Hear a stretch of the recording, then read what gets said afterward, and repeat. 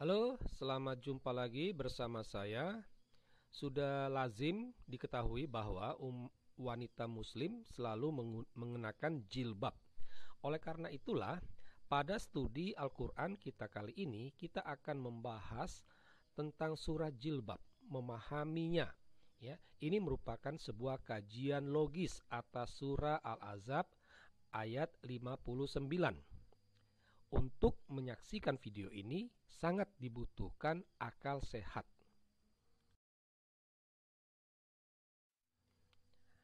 Kalau kita membuka Al-Quran surah Al-Ahzab ayat 59, maka kita menemukan kalimat sebagai berikut. Ya, jadi apa yang tertulis ini diyakini oleh umat Islam merupakan wahyu Allah. Kalau kita membaca kalimat Allah ini, maka dapat ditemukan tiga pernyataan penting, ya. Yang pertama, kata-kata Allah yang harus dikatakan kepada istri-istri Muhammad, anak-anak perempuannya, istri-istri kerabatnya, agar mereka mengulurkan jilbabnya ke seluruh tubuh mereka, ya. Nah, jadi Allah meminta wanita muslim mengenakan jilbab, ya. Nah, supaya mereka lebih mudah untuk dikenali.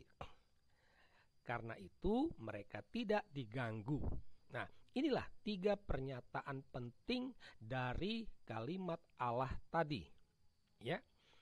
Nah, kita dapat memastikan, ya, bahwa sebelum wahyu ini turun, tidak ada kewajiban mengenakan jilbab bagi wanita muslim, ya. Jadi itu dapat dipastikan sebelum wahyu ini turun, wanita muslim tidak wajib mengenakan jilbab. Nah, dapat dipastikan juga, ya, fungsi jilbab itu adalah agar wanita muslim mudah dikenal sehingga tidak diganggu. Dengan demikian, bisa dikatakan bahwa sebelum wahyu ini turun, wanita muslim itu tidak mudah dikenal. Artinya tidak bisa membedakan ini wanita muslim atau bukan. Model seperti itu. Yang dapat dipastikan juga bahwa sebelum wahyu ini turun, setiap wanita itu bisa diganggu, boleh diganggu. Apakah dia muslim atau tidak, itu boleh diganggu. Nah, itu, ya, satu kepastian kalau kita menelaah dengan akal sehat, ya. Nah, lantas sebenarnya kisah di balik turunnya wahyu ini seperti apa? Untuk itulah kita akan merujuk kepada asbabun nuzul, ya.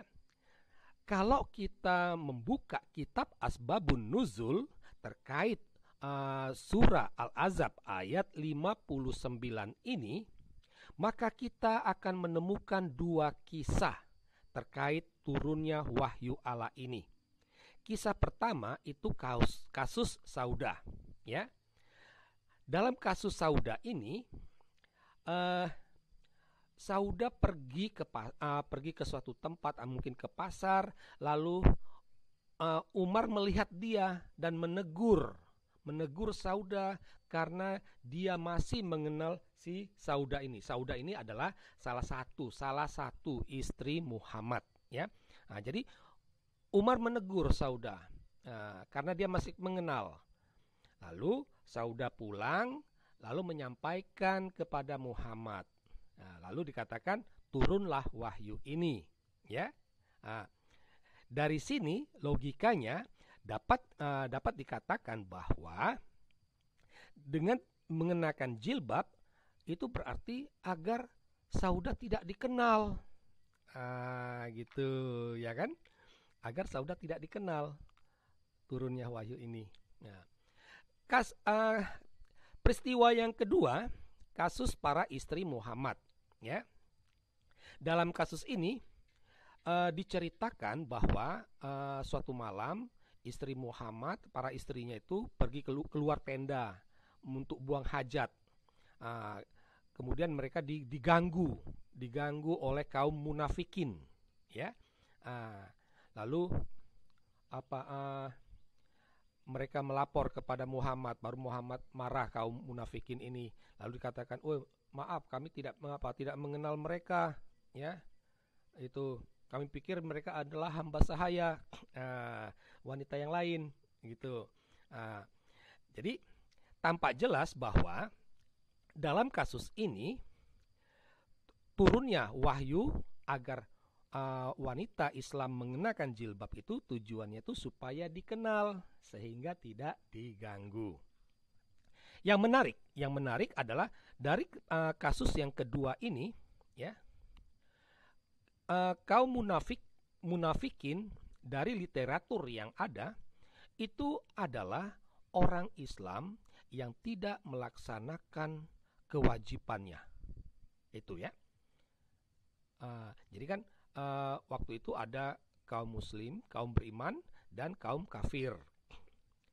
Nah, di antara ada juga kaum musyrikin. Musyrikin itu orang yang menduakan Allah. Itu kaum musyrik. Ada orang fasik, ada orang munafik. Orang fasik dan orang munafik, ya, ini adalah orang Islam yang tidak melaksanakan kewajibannya. Jadi yang mengganggu istri-istri Muhammad itu adalah orang Islam sendiri sebenarnya, yang pelaksanaan kewajiban Islamnya itu sangat rendah, ya. Jadi pertanyaannya, masa mereka tidak mengenal istri Muhammad? Ini yang agak aneh gitu ya. Kita menemukan, ya, surah Al-Ahzab ini memiliki masalah. Masalah pertama itu masalah ada pada asbabun nuzul, ya. Tampak jelas bahwa kisah pertama bertentangan dengan kisah kedua, ya. Kita tahu bahwa fungsi jilbab itu agar mudah dikenal sehingga tidak diganggu, ya. Nah, dari dua kisah tersebut, kisah kedua sesuai dengan wahyu Allah, sementara kisah pertama tidak sesuai dengan wahyu Allah, ya. Kisah pertama mengenakan jilbab supaya tidak dikenal. Saudah sebelumnya udah dikenal, ya. Jadi apa? Berbeda gitu loh, ya. Sehingga pertanyaannya, bagaimana mungkin wahyu Allah itu didasarkan pada dua kisah yang saling bertentangan? Ya kan tidak masuk akal, ya. Kami lebih cenderung kepada kisah yang kedua, ya. Jadi mengenakan jilbab supaya mudah dikenal, ya. Orang bisa membedakan ini wanita muslim, ini bukan. Sehingga wanita muslim tidak diganggu. Nah, ada juga masalah dengan wahyu Allah itu sendiri, ya. Jika surah Al-Ahzab ayat 59 ini diyakini sebagai wahyu Allah, maka dapat dikatakan bahwa Allah itu tidak bijaksana dan diskriminatif. Kenapa? Ya, sederhana. Tampak jelas wanita berjilbab tidak boleh diganggu, yang tidak berjilbab boleh diganggu. Artinya apa? Martabat dan harkat wanita itu hanya terletak pada jilbab. Yang berjilbab, dia bermartabat, dia mempunyai harkat yang luhur. Sedangkan yang tidak, itu berarti tidak bermartabat sehingga boleh diganggu. Ini kan Allah diskriminatif. Allah tidak bijaksana. Itu. Bagaimana mungkin nilai wanita itu hanya terletak pada jilbabnya? Ya. Yang diatur wanitanya, prianya tidak diatur. Kenapa Allah tidak menurunkan surah supaya wanita jangan mengganggu semua wanita? Apakah dia berjilbab ataupun tidak? Yang harus diatur sebenarnya adalah prianya, bukan wanitanya. Ya. Apakah jilbab jaminan wanita tak diganggu? Bagaimana bila justru wanita yang berjilbab sebagai pengganggu atau penggodanya? Ya. Kita dapat menyaksikan di dewasa ini dalam kehidupan nyata banyak wanita yang berjilbab tampil seksi, menggoda, bahkan bisa mengganggu, ya. Ya, misalnya seperti dalam gambar-gambar berikut ini, ya. Nah, jadi tampak jelas Allah tidak bijaksana dan diskriminatif.